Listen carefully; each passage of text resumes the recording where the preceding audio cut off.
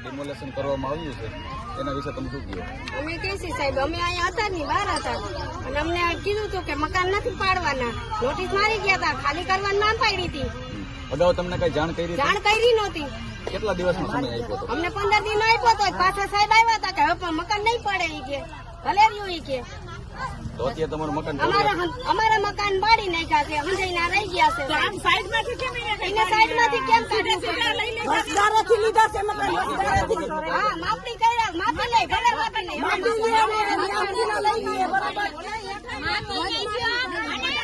સાઈડમાં લીધું અને સાઈડ કેમ નથી મતદારોથી કેમ લીધું?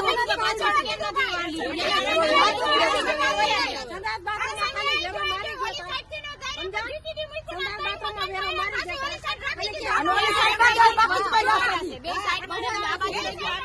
કોર્પોરેટર ને કઈ જાણ કરી?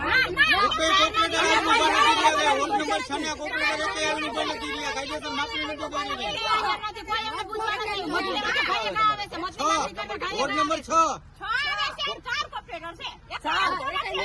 આવીને ઉભા નથી રહ્યા. ડિમોશન ટાણે એને માપણી કરવા નથી આવ્યા. માપણી કર્યા વગર ડિમોશન કર્યું છે. સવારમાં આવ્યા ભેગા સામાન લેવાની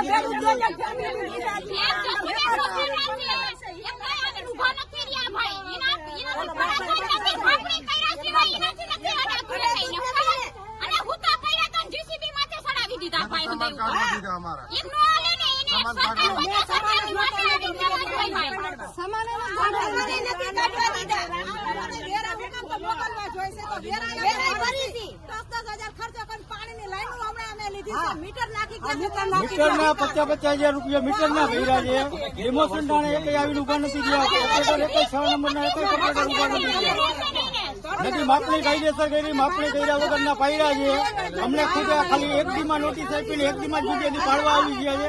આ ભાઈ છોકરા રગડી પડ્યા છે, રસ્તા ઉપર આવી પડ્યા છે. અત્યારે કોઈ એક ઓપરેટર 6 નંબર વોર્ડ નો એક ઓપરેટર આવી ઉભા નથી રહ્યા. બરોબર, મત લેવા ટાણે પગે લાગવા હાથ જોડવા આવે છે. મત લેવા ટાણે અત્યારે એક ઓપરેટર આવીને ઉભા નથી રહ્યા. એનો અધિકાર નથી બનતો. નાગરિક નથી, અમે જામનગર ના નાગરિક નથી.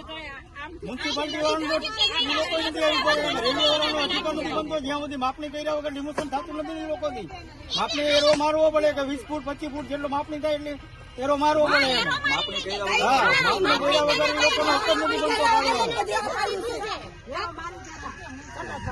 આમાં પાછા ડિમોલેશન અડધા મકાન થઈ ગયા છે, અડધાના પાડી નાખ્યા છે. જેને નોટિસો નથી આવી એ લોકોને પાડી નાખ્યા છે. નોટિસો આવી એને પાડી નાખ્યા છે.